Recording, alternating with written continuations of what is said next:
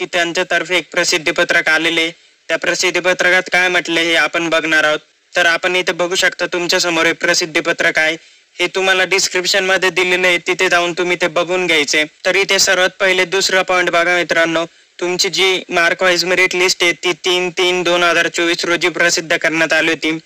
त्यानंतर मित्रांनो तुमची जी DV ची लिस्ट आहे ती लागणार होती. तर इथे तिसऱ्या पॉईंट मध्ये तुम्ही बघू शकता की जी DV ची लिस्ट आहे ती त्यांनी त्यांच्या संकेतस्थळावर उपलब्ध करून दिलेली. तर आता इथे चौथा पॉईंट नीट बघायचा आहे मित्रांनो. चौथ्या पॉईंट मध्ये त्यांनी हेच सांगितलंय, आता भरपूर जण म्हणतील की हा फायनल रिझल्ट आहे का, तर हा फायनल रिझल्ट नाहीये, ही तुमची DV ची लिस्ट आहे मित्रांनो. तुम्हाला डॉक्युमेंट व्हेरिफिकेशन करण्यासाठी बोलवण्यात आलेले, त्यासाठी ही लिस्ट आलेली.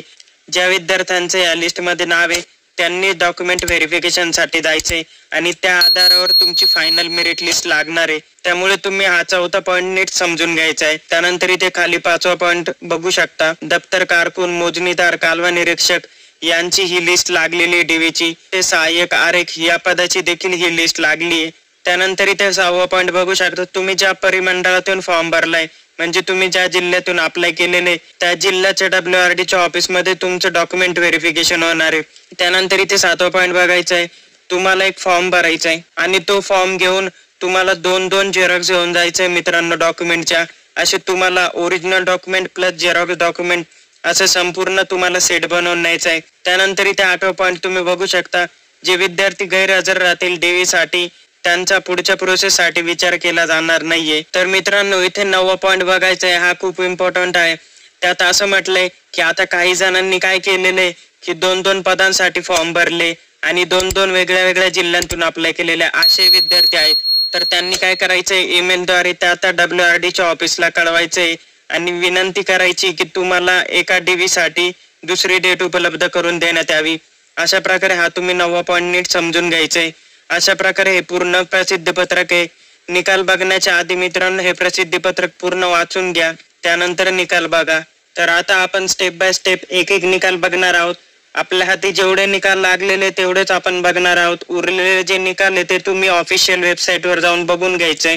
ऑफिशियल वेबसाईट तुम्हाला डिस्क्रिप्शन मध्ये दिलेली आहे, त्यावर जाऊन तुम्ही क्लिक करायचंय आणि तुम्ही तुमचा निकाल बघून घ्यायचा मित्रांनो. तर सर्वात पहिले म्हणजे आपल्याकडे निकाल आलेला आहे तो म्हणजे कोल्हापूर झोनचा, सातारा डिस्ट्रिक्टचा. तर इथे आपण बघू शकता संपूर्ण निकाल आपल्या समोर आहे. इथे तुम्हाला ऍप्लिकेशन नंबर दिलेला आहे, त्यानंतर इथे रोल नंबर दिसतोय, इथे तुम्हाला तुमचं नाव दिसेल आणि इथे तुमचे जे मार्क्स आहे ते तुम्हाला दिसेल. तर आता ही DV ची लिस्ट आहे मित्रांनो, फायनल मेरिट लिस्ट नाहीये. परत एकदा सांगतोय, ही फक्त DV ची लिस्ट आहे. एवढ्या विद्यार्थ्यांचं डॉक्युमेंट व्हेरिफिकेशन होणार आहे आणि त्यानंतर फायनल मेरिट लिस्ट लागणार आहे. तर आता पुढचा निकाल आहे छत्रपती संभाजीनगरचा सिव्हिल इंजिनियर असिस्टंट या पदाचा आहे. तर इथे सेम इन्फॉर्मेशन दिलेली मित्रांनो, तसंच तुम्ही एकदा परत बघून घ्यायचे तुमचं नाव आहे का नाही. त्यानंतर पुढचा निकाल लागलाय तो म्हणजे नागपूर जिल्ह्याचा सिव्हिल इंजिनिअरिंग असिस्टंट या पदाचा लागलाय, सेम इन्फॉर्मेशन दिलेली. पुढचा निकाल लागलाय छत्रपती संभाजीनगरचा, फक्त पद वेगळे, दप्तर कारकून, मोजणीदार, कॅनल इन्स्पेक्टर या पदाचा निकाल लागलेला आहे. त्यानंतर पुढचा निकाल लागलाय तो म्हणजे नागपूर विभागाचा, पद पण तेच आहे, दप्तर कारकून, मोजणीदार, कॅनल इन्स्पेक्टर.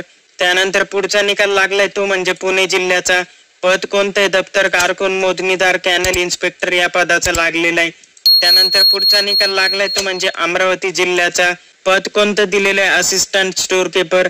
तर अशा प्रकारे हा संपूर्ण निकाल मित्रांनो तुम्ही बघून घ्यायचा.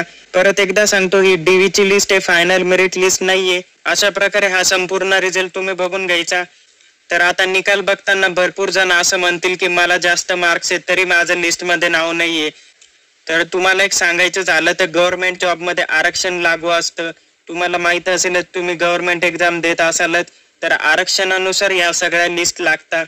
त्यामुळे काही जणांना जास्त मार्क्स असून देखील त्यांचं नाव येत नाही. तर अशा प्रकारे हा संपूर्ण रिझल्ट बघून घ्यायचा आहे. या निकालाबद्दल काही क्युरी असेल तर तुम्ही ती कमेंट मध्ये नक्की सांगा.